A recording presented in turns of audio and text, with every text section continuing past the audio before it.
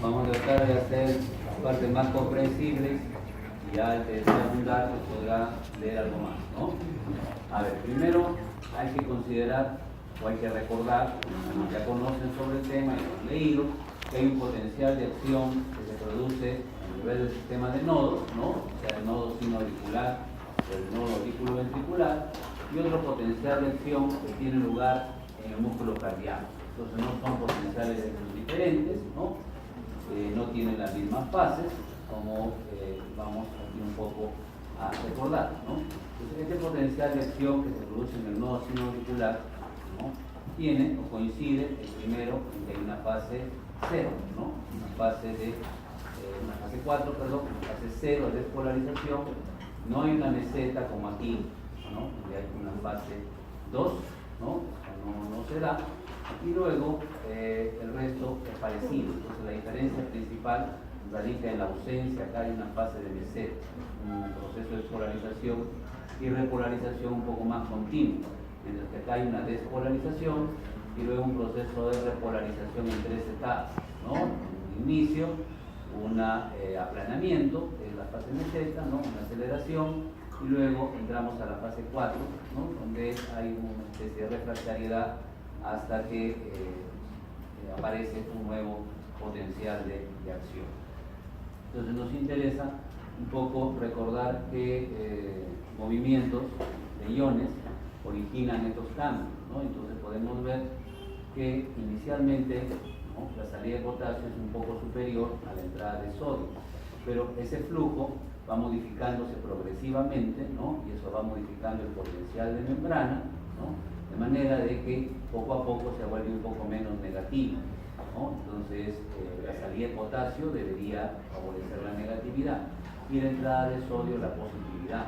Entonces, como vemos que conforme transcurren los milisegundos de entrada de sodio es mayor a la salida de potasio, se va a favorecer un cambio en el potencial de membrana, ¿no? Cada vez se va volviendo un poco menos negativo. Esto se acompaña en la parte final por la apertura de unos canales de calcio que se llaman canales de calcio tipo T, ¿no? Unos canales de calcio de bajo umbral, ¿no?, que facilitan entonces o adyuvan al papel del sodio para que se llegue al umbral para la despolarización. En la despolarización de los nodos, entonces el papel determinante lo tiene el calcio, ya no solo a través de canales de calcio tipo T como era al inicio, sino también a través de canales de calcio tipo L, ¿no?, dependientes de voltaje.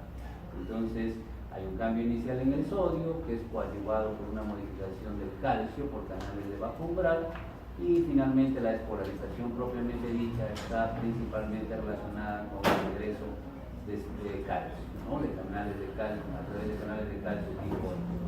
Luego viene la fase de repolarización, y la fase de repolarización, que es rápida también, depende, todos sabemos, como en cualquier tejido excitable, de la salida de potasio, ¿no? Y finalmente viene ya el proceso de fase 4 o un periodo refractario, donde se están restituyendo más o menos los iones a su sitio original, ¿no?, a dirección de la bomba sodio-potasio TPasa, y nuevamente se va a iniciar un nuevo proceso, ¿no?, con ingresos de sodio, ¿no?, y salida de potasio.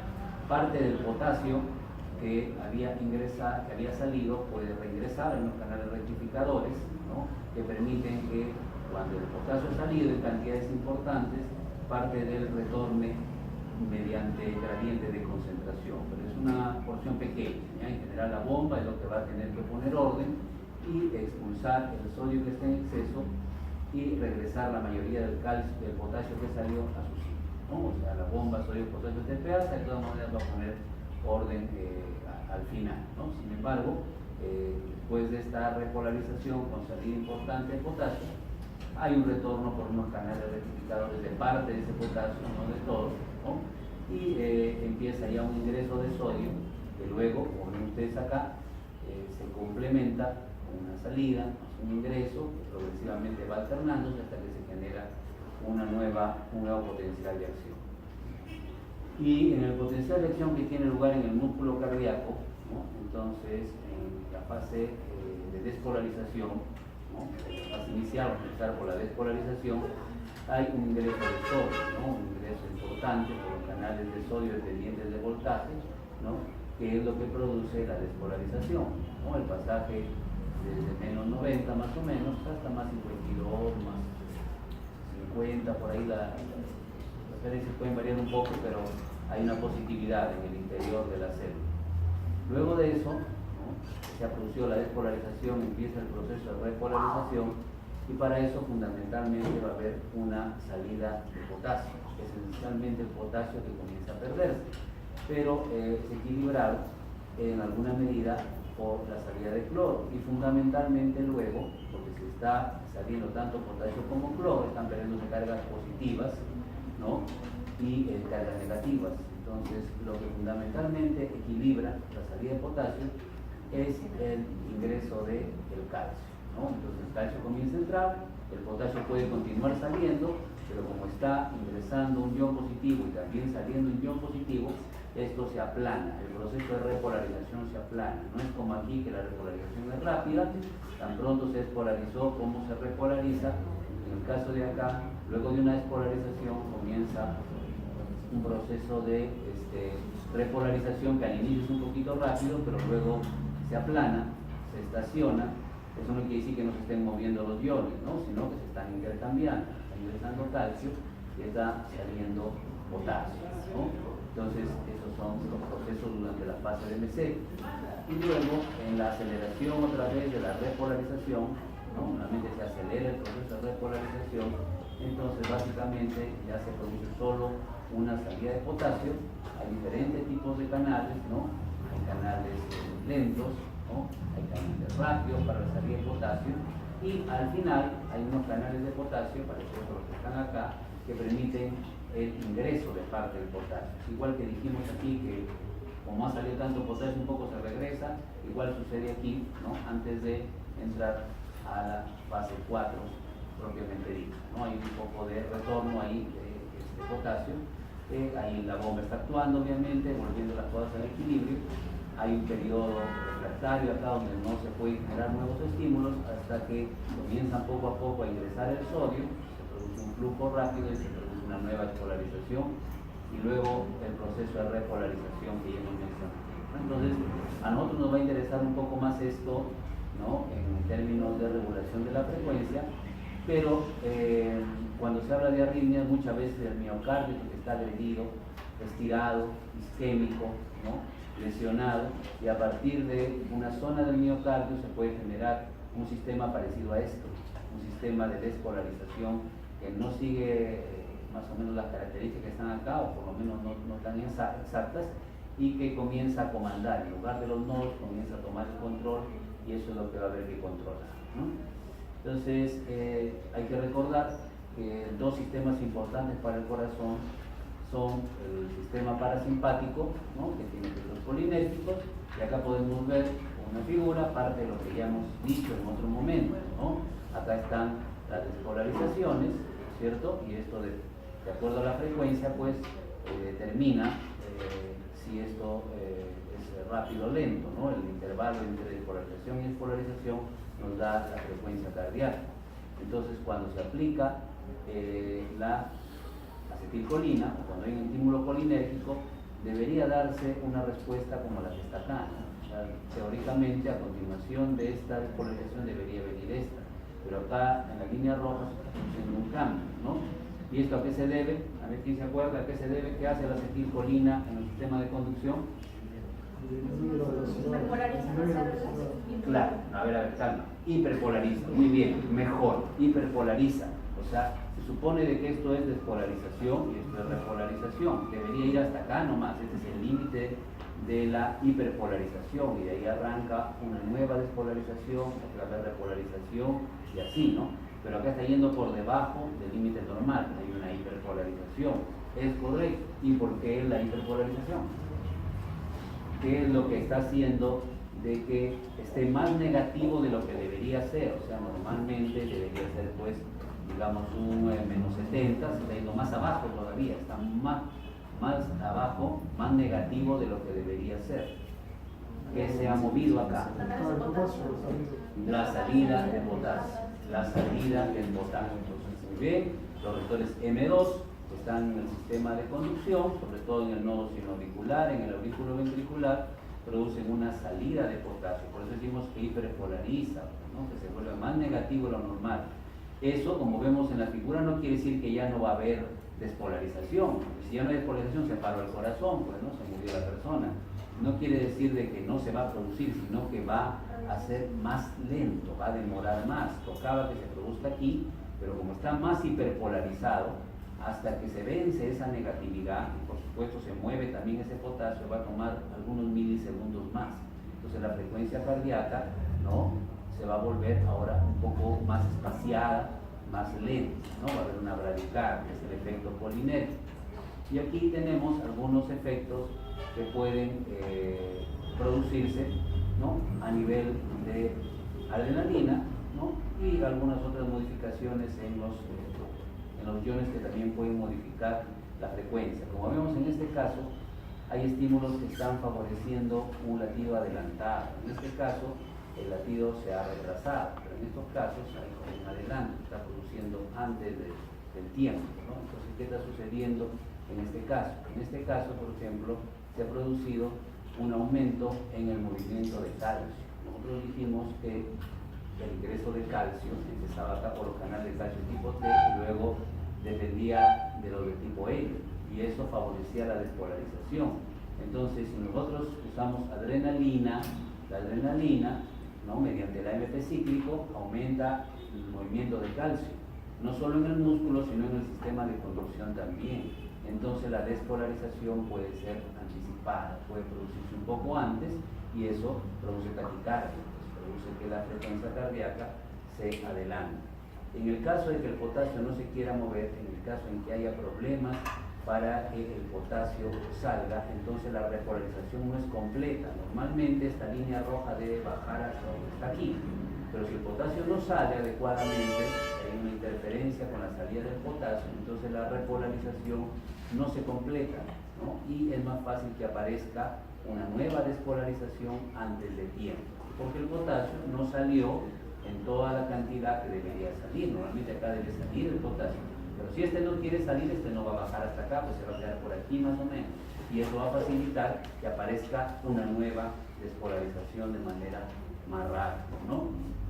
Y aquí, en cuanto a la permeabilidad del sodio, si la permeabilidad del sodio está aumentada, ¿no?, entonces si el ingreso del sodio es un poco mayor a lo normal, o no se ha podido expulsar todo el sodio, también podría ser como sucede con la digoxina, aunque no sucede en el nodo, sino en el músculo, es nodo, no lo podemos confundir.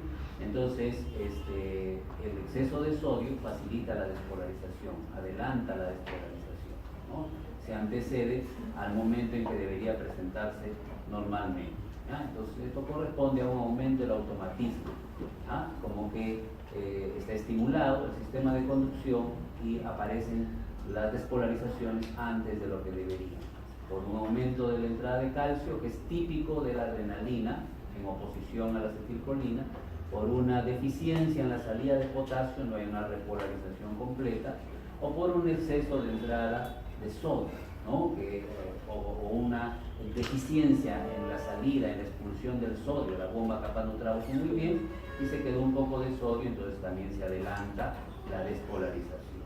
Más o menos esa sería la idea. Ahora, el problema con el sistema de conducción es que está expuesto a bloqueos, ¿no? Entonces los bloqueos dependen pues del sitio donde se vive, ¿no? Hay bloqueos de rama izquierda, de rama derecha, que son algunos de los más comunes, pero acá podemos ver que los bloqueos se pueden dar en diferentes partes. Y estos bloqueos pueden originarse, como hemos dicho, en distensión, en estiramiento de la pared del ventrículo o de la aurícula, ¿no?, o en problemas valvulares o problemas isquémicos, ¿no?, infartos, pueden generar alteraciones en la conducción del impulso, que puede generarse una suerte de bloqueo, no pasa. Y eso luego va a favorecer un fenómeno que vamos a comentar brevemente más adelante, que se llama reentrada, ¿no? Pero bueno, a ver, aquí tenemos entonces al nodo sinoauricular o nodo sinusal, con sus tres ramas, ¿no?, a nivel de la aurícula. ¿Qué aurícula es esta? Derecha. La aurícula derecha, ahí están las cavas llegando, cava superior, cava inferior, aurícula derecha, ¿no? Ahí está en la base pues, de la cava superior, por la anatomía saben que ahí está el nodo sinoauricular. Después hay una inervación, obviamente, de la aurícula, hay una rama, ¿no? Que sería hacia la aurícula izquierda, que se llama también hacia Bachmann, ¿no? En todo caso, es la rama izquierda del nodo sinoauricular, ¿no? Que va hacia la aurícula izquierda. Y está el nodo auriculoventricular, ¿no? En la base del ventrículo derecho, y de ahí están las Purkinje y las fibras de Purkinje, ustedes conocen, ¿no? Entonces los bloqueos pueden darse a diferentes niveles. Eso puede enlentecer la frecuencia cardíaca, ¿no? Entonces, si hay un bloqueo en la rama izquierda, sería sobre todo peligroso, porque al bloquear la rama izquierda del haz de His, acá estaríamos, entonces el ventrículo izquierdo, que es clave, no va a trabajar bien, no va a tener problemas para bombear a través de la arteria aorta, ¿no? Y hemos dicho que hay medicamentos como la digoxina, como el verapamilo, como el propranolol, que pueden agravar los bloqueos, ¿no? Entonces, por su mecanismo de acción, que vamos a volver un poco a recomendar, pero como antiarrítmico fluido, ¿ya? Y el fenómeno de reentrada, que es el origen de las arritmias, está un poco especificado en esta figura, ¿no? Acá tenemos una rama, justamente llamada de Bachmann, lo mismo que está acá, ¿no? La de Bachmann, que va hacia la aurícula izquierda, lo mismo, ahí está la aurícula izquierda, acá está el nodo sinoauricular, ahí está la rama, ¿no? Y se produce entonces un bloqueo pues, en el trayecto que es inervado por este haz, ¿no? Esta rama izquierda del nodo sinoauricular, de manera que la conducción ya no continúa. Ahora, para que esto se produzca, una causa puede ser un infarto, porque una lesión del miocardio, en este caso tendría que ser auricular, pero podría ser esto también en el ventrículo, ¿no? Entonces, esa falla, ¿no? en esa isquemia genera una zona de excitabilidad, una zona de automatismo, ¿no? Y esta zona del miocardio comienza a descargar. Es como si se hubiera generado un sistema alterno, ¿no? Este es el nodo normal, pero acá se ha generado la aurícula derecha, y acá en la izquierda se ha generado un nodo alterno, un marcapaso anormal, ¿no? Que trata de competir con ¿no? Y quiere tomar el control. De manera de que ahora empiezan a aparecer estímulos que no vienen del nodo sinoauricular, está comenzando a tomar el comando un nodo alterno. Entonces lo normal es que de la onda P, el complejo QRS, ¿no? Que aquí faltaría la onda T, que aparentemente acá está invertida. Esto puede sugerir una isquemia, que la causa ha sido una isquemia. Bueno, pues no vamos a discutir ahorita. Esta es la onda P, que es despolarización auricular, y el complejo QRS normalmente es la despolarización ventricular, por eso es más grandote. Entonces acá como que ha desaparecido, nos han puesto con una estrellita, como que ya no hay la onda P normal que venía del nodo sinoauricular, sino que está siendo reemplazado, ¿no? Está queriendo tomar el control, está generándose un nuevo marcapaso que está estimulando al nodo auriculoventricular, ¿no? Entonces esta es una nueva forma de regular la frecuencia cardíaca, ¿no? Entonces este sistema alterno, ¿no? Entonces va a generar una estimulación, ¿no? Que puede regresar, como muestra la figura, hacia la zona bloqueada, ¿no? Este retorno se debe a que una vez que se ha despolarizado, hay un periodo refractario y luego nuevamente se puede volver a despolarizar. Entonces, mientras no esté en periodo refractario, está en condiciones de poder ser estimulado, entonces aparece un nuevo circuito, ¿no? Que genera lo que se llama la reentrada, ¿no? Un círculo de alimentación o de retroalimentación que utiliza la zona que está lesionada, ¿no? Para estimular en este caso al nodo auriculoventricular, ¿no? Aprovechando de que ya pasó la fase del periodo refractario, entonces el estímulo utiliza el tejido lesionado, la zona que está bloqueada, para estimular, ¿no? Y generar un sistema de reentrada, ¿no? Más o menos eso es lo que tendría lugar como origen de las llamadas arritmias, ¿no? Entonces la frecuencia es más rápida que la que normalmente generaba el nodo sinoauricular, puede suceder a nivel de este sitio, no necesariamente tiene que suceder en la aurícula derecha, este es un ejemplo, pero la frecuencia, que debería ser un intervalo más más grande, acá la distancia entre los complejos QRS es más grande, acá la distancia es más pequeña, ¿no? Entonces, ¿qué medicamentos, que es en realidad lo que nos interesa, porque queríamos comentar un poquito lo que originaba el problema, son los que se pueden utilizar para controlar las arritmias, ¿no? Que al final son despolarizaciones anormales, que pueden ser más lentas, como en el caso de acá, donde hay bloqueos solamente, o más rápidas, donde se generan fenómenos de reentrada, donde hay bloqueos, aparición de tejido excitable anormal, que estimula vías que ya no son refractarias y genera un circuito, ¿no?, de retroalimentación que perpetúa, digamos, el estímulo, ¿no? Mantiene el estímulo con una intensidad relativamente alta, ¿no?, aumentando en este caso la frecuencia, ¿no? Entonces pueden ser bloqueos, pero pueden ser también aumentos en la frecuencia, ¿no? Entonces tenemos acá los 5 grupos, ¿no? Acá está el grupo 1, que como vemos todos son bloqueantes de los canales de sodio, sino que la diferencia entre un ejemplo de cada uno, ¿no?, procainamida, lidocaína y flecainida, ¿no?, la diferencia entre esos tres, ¿no?, la propafenona, bueno, cualquiera de estos dos, es la afinidad que tienen por el canal de sodio. Todos bloquean los canales de sodio dependientes de voltaje, sino de que la diferencia está en el grado de afinidad. Por eso hablan de una cinética intermedia, una cinética rápida o una cinética lenta, ¿no? Entonces es el grado de afinidad. Los de cinética rápida actúan sobre canales de sodio inactivados, ¿no? Tienen una gran velocidad de acción, pero sobre canales de sodio que se han despolarizado y luego se han cerrado, ¿no? Entonces se han cerrado por dentro y la lidocaína en realidad actúa por la parte intracelular. En cambio estos de acá, ¿no?, la procainamida o la propafenona, tienen una afinidad menor por los canales de sodio, ¿no?, y no necesariamente actúan sobre los que están en estado inactivo. Corresponde a la lidocaína, que es el que tiene la afinidad particularmente alta por los canales en estado activo. Entonces, esta es la respuesta que más o menos se va a producir, ¿no? Entonces ahí tenemos que lo que está sucediendo es que la fase 0 del músculo cardíaco, donde se está originando el latido anormal, el marcapaso anormal, entonces comienza a despolarizarse pero con más lentitud, ¿no? Entonces se está disminuyendo la pendiente, ¿no? La velocidad de despolarización es más lenta, el resto del proceso más o menos se mantiene normal, pero al producir una despolarización más lenta, entonces la frecuencia cardíaca también va a disminuir.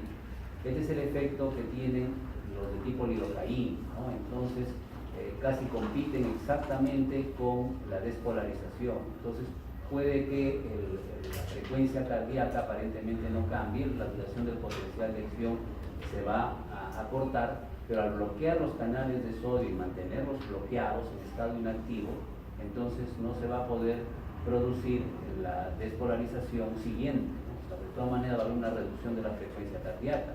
El potencial de acción puede darse inclusive un poco más rápido, pero los canales de sodio para la siguiente despolarización permanecen bloqueados. No es que se bloqueó y se desbloqueó para la siguiente, no. Una vez que se bloqueó el canal de sodio, permanece cerrado por la parte interna y eso hace que se reduzca la frecuencia cardíaca. El número de canales de sodio activos cada vez es menor. Se están bloqueando, ¿no?, en fase inactiva, ¿no? Entonces eso más o menos es lo que sucede. Y los de clase 1C, ¿no?, hemos mencionado acá que tienen una atracción un poco menos intensa, ¿no? Sin embargo, pueden producir una afinidad, digamos, una afinidad un poco menor, pueden producir un enlentecimiento mayor de lo que es la producción del potencial de acción de la fase 1, de la fase 0, ¿no? Producen una menor velocidad en la fase 0 y eso también disminuye la frecuencia cardíaca. Aunque la duración total del potencial no cambie mucho, es claro que en este caso y en este de acá va a haber una disminución de la frecuencia cardíaca. Después tenemos los agentes de clase 2, ¿no? Los agentes de clase 2, que solo hemos visto ya la semana pasada, tenemos los beta bloqueadores, ¿no?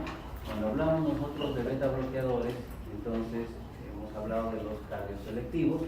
Hemos dicho que tienen efectos antiisquémicos, porque al disminuir la frecuencia cardíaca, aumentaba el periodo de diástole y entonces el corazón podía irrigarse un poco mejor. El endocardio en particular podía irrigarse un poco mejor. Cuando se habla de que tiene efectos estabilizadores de membrana, ¿no? Quiere decir que van a alterar en la fase 0 el potencial de acción, ¿no? Entonces van a evitar que se produzcan despolarizaciones, van a alterar el proceso de despolarización.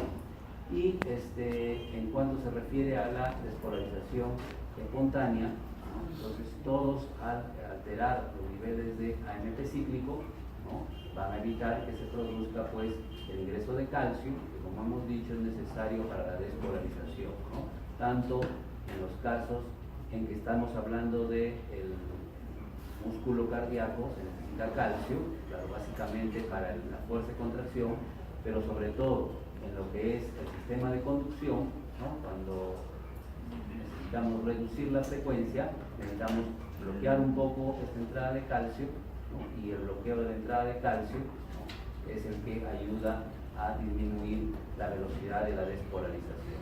Entonces, eso es lo que va a suceder con los de tipo, los bloqueadores de tipo E, ¿no? En cuanto a los de clase 3, ¿no? Los de clase 3, como sabemos, son bloqueadores de canales de potasio. Entonces, lo que va a suceder al bloquear un canal de potasio es que lo que se va a prolongar es el periodo de repolarización. La despolarización puede hacer normalmente, ¿no? El inicio de la repolarización, su fase 1 y su fase 2 también se está dando normalmente, pero lo que va a pasar aquí es que el periodo de repolarización, ¿no? Entonces de la fase 3 se va a prolongar. Al prolongar la fase 3, y eso lo hace fundamentalmente la miodarona, aunque también tiene mecanismos de acción en los canales de sodio y los canales de calcio, y eso es también un problema porque los fármacos no tienen acciones exclusivas, ¿no? Si bien se considera a la miodarona como que está aquí dentro de clase 3, que bloquean los canales de potasio, entonces no es un mecanismo exclusivo. La miodarona también puede alterar un poco canales de sodio y modificar un poco la permeabilidad al calcio. Entonces, eso hace un poco más complicado también las respuestas que puede producir, pero este es el mecanismo principal, ¿no? Entonces, está prolongando un poco la duración del potencial de acción y lo más importante es que aumenta el periodo refractario efectivo, ¿no? Aumenta el periodo refractario efectivo. El tiempo que permanece incapaz de responder a estímulos se prolonga, ¿no? Entonces, el potencial de acción dura más, se altera el proceso de repolarización y se prolonga el periodo refractario efectivo, ¿no? Lo característico de los bloqueadores de canales de potasio. Luego tenemos los de clase 4, entonces son canales de calcio dependientes de voltaje, que van a actuar en diferentes sitios, ¿no? Pueden actuar, cuando hablamos del nodo sinoauricular y nodo auriculoventricular, en la llamada fase 4, ¿no? En realidad sabemos que la fase 4 es la que está previa al momento en que se inicia la despolarización. Entonces, en esta fase 4 hay movimiento de calcio.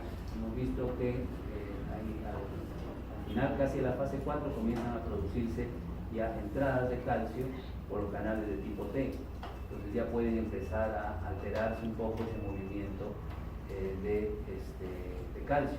Si la fase 4 se aplana, quiere decir de que esto de aquí está más abajo, nuestra línea está un poco más abajo, entonces el tiempo para que aparezca la fase 0 va a ser un poco más largo, ¿no? Mientras la pendiente sea mayor, ¿no? Mientras esté más de subida va a ser más rápido, mientras esté más aplanado va a ser más lento, ¿no? Van a disminuir la frecuencia sinusal porque obviamente en el nodo sinoauricular, en el nodo auriculoventricular también, pero un poco en el nodo sinusal, en donde se ve un poco mejor, también está en el auriculoventricular, por el nodo sinusal en particular, entonces hay la frecuencia está determinada por la entrada de calcio aquí y la entrada de calcio acá, ¿no? Sino que aquí habíamos dicho que era tipo T y aquí era el calcio que ingresaba por el canal de calcio tipo L, ¿no? Entonces van a disminuir en ambos casos la frecuencia sinusal y la conducción a nivel auriculoventricular. ¿no? Y cuando habla de automatismo normal, quiere decir que es un marcapasos que aparecieron en el músculo cardíaco, no van a poder desencadenar despolarizaciones porque es músculo cardíaco y al final para que el músculo cardíaco sea excitable necesita que entre calcio. Lo que está alterando un poco esto es la entrada de calcio. Entonces, en cuanto al músculo específicamente, la meseta, ¿no?, se va a volver un poco más pequeña, no va a durar tanto, ¿no? Nosotros habíamos dicho que esta meseta, lo vimos acá, esta meseta justamente dura todo lo que dura, estos 200 milisegundos, porque depende de la entrada de calcio y la salida de potasio. Si va entrando calcio y va saliendo potasio, todo eso hace que esta meseta dure. Pero si no hay entrada de calcio, es lógico que no va a durar tanto, porque el potasio sí va a salir, lo que no está entrando es calcio. Cuando no entra el calcio, pero sí sale el potasio, la repolarización va a empezar antes. Esta caída va a empezar por acá, no va a haber una duración tan prolongada. Es otra respuesta que tiene el corazón, en este caso el miocardio, a el uso de bloqueadores de canales de calcio. Entonces, como la meseta dura menos y la fuerza de contracción se altera, habíamos dicho la semana pasada que no se deben usar, la semana pasada me parece, no se deben usar bloqueadores de canales de calcio en insuficiencia cardíaca, ¿no?, porque van a reducir la fuerza de contracción y en la insuficiencia lo que se necesita es que la fuerza se conserve, ¿no?, que descanse un poco el corazón, pero que no deteriorar mucho su fuerza, si no va a fallar más, ¿no?, cada vez va a bombear menos sangre, ¿no? Y la conducción y la excitabilidad, ¿no?, casi no se modifica el inotropismo, la fuerza, pero la capacidad de conducir los impulsos de la excitabilidad no cambia tanto, ¿no? Sobre todo a nivel miocárdico, sobre todo es la fuerza lo que va cambiando. Finalmente, en la clase 5 nosotros tenemos a la digoxina, ¿cierto? Cuando hablamos de digoxina, tenemos aquí la despolarización normal, ¿no?, a nivel del sistema básicamente auriculoventricular, ¿no?, pero con el uso de la digoxina, entonces se va a producir una facilitación colinérgica. Entonces, al producir una facilitación colinérgica, el movimiento de potasio, el incremento de las corrientes de potasio va a ser mayor, ¿no?, va a haber una mayor salida de potasio. Y ya habíamos dicho que si la salida de potasio es mayor, al haber una hiperpolarización más marcada, sí va a haber luego la despolarización, pero esa despolarización va a necesitar, ¿cierto?, que pase un poco más de tiempo, y eso produce la bradicardia. Otros dicen, también lo dijimos cuando hablamos de digoxina, que no solamente puede facilitar la acción de la acetilcolina, actuar como una respuesta vagal, sino también actuar como un beta bloqueador, ¿no?, que hemos dicho de que no permite el movimiento de calcio dependiente de AMP cíclico y por lo tanto enlentece la despolarización, ¿no? Entonces eso también podría ser, pero parece que el mecanismo principal de digoxina es de tipo vagal, ¿ya? Con eso terminamos.